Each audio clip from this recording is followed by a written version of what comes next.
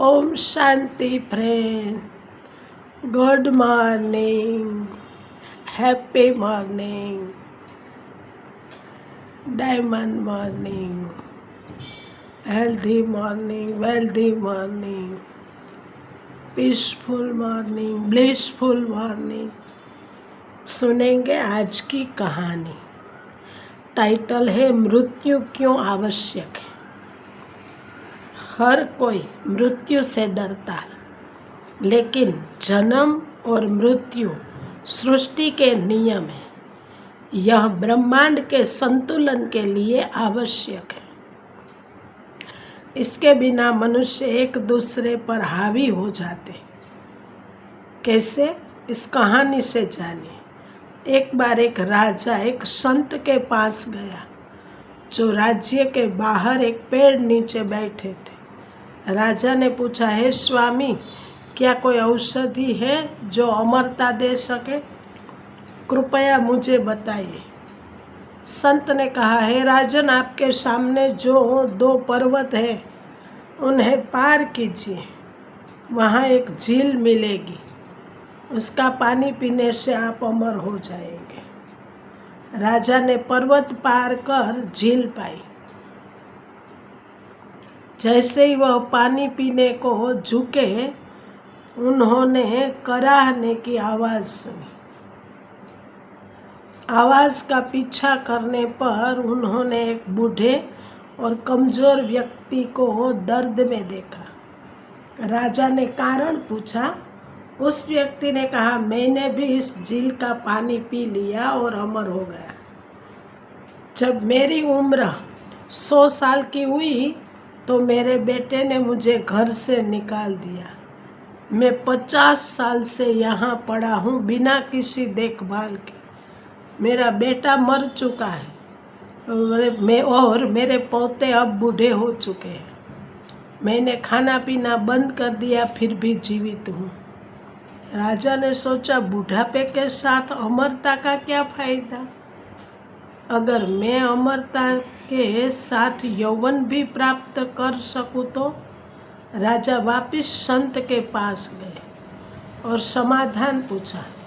कृपया अमरता के साथ यौवन प्राप्त करने का उपाय बताइए।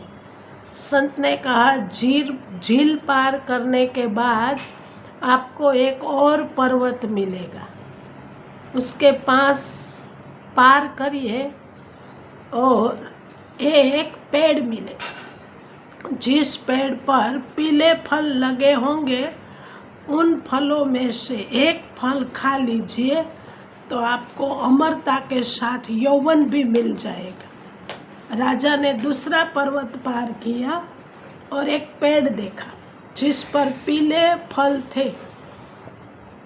जैसे ही उन्होंने फल तोड़ने के लिए हाथ बढ़ाया, उन्हें तेज बहस और लड़ाई की आवाज़ सुनाई दी। उन्होंने सोचा, इस सुमसाम जंगल में कौन लड़ झगड़ सकता है? राजा ने 4 जवान आदमियों को ऊंची आवाज़ में झगड़ते देखा।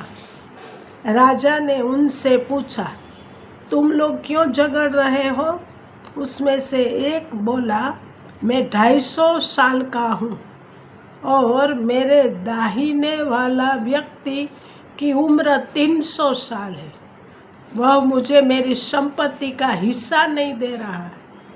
जब राजा ने दाहिने वाले व्यक्ति से पूछा, उसने कहा, मेरा पिता जो 350 साल का है, जो अभी भी जीवित है, और उसने मुझे मेरा हिस्सा नहीं दिया, तो मैं अपने बेटे को कैसे दूँ?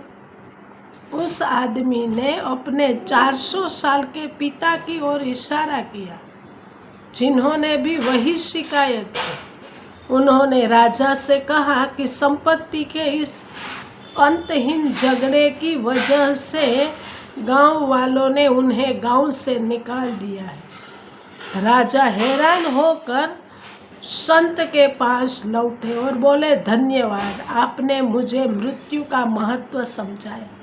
संत ने कहा, मृत्यु के कारण ही इस संसार में प्रेम है। मृत्यु के बारे में चिंता करने के बजाय हर दिन और हर पल को खुशी से जियो। खुद को बदलो, दुनिया बदल जाएगी। गीता के भगवान ने हमें सिखाया है, आत्मा अमर है, अजर है, अमर है, अविनाशी है। इसे तलवार काट नहीं सकती, अग्नि जला नहीं सकती, पानी भिगो नहीं सकता, हवा सुखा नहीं सकती। वास्तव में तुम हो ही आत्मा, न कि शरीर। तो फिर मृत्यु तो है ही नहीं। मृत्यु तो शरीर की होती है जो विनाशी प्रकृति के 5 तत्वों का बना हुआ है। इसीलिए मृत्यु का भय क्यों रखे। अच्छा जो प्राप्त है वो पर्याप्त है। जिनका मन मस्त है उनके पास समस्त है। मस्त रहो, व्यस्त रहो, तंदुरुस्त रहो। जितना जियो खुशी से जियो। अच्छा, अगर मित्रों आपको ये कहानी अच्छी लगी हो तो कहानी को अपने फ्रेंड सर्कल, फैमिली मेम्बर को शेयर करना, एक लाइक करना और कमेंट करना कि आप रोज़ हमारी कहानी कहाँ से सुनते हो। अच्छा, अगर चैनल पर आप नए हो तो मित्रों चैनल को सब्सक्राइब करना जी। धन्यवाद मित्रों। ओम शांति, ओम शांति, ओम शांति।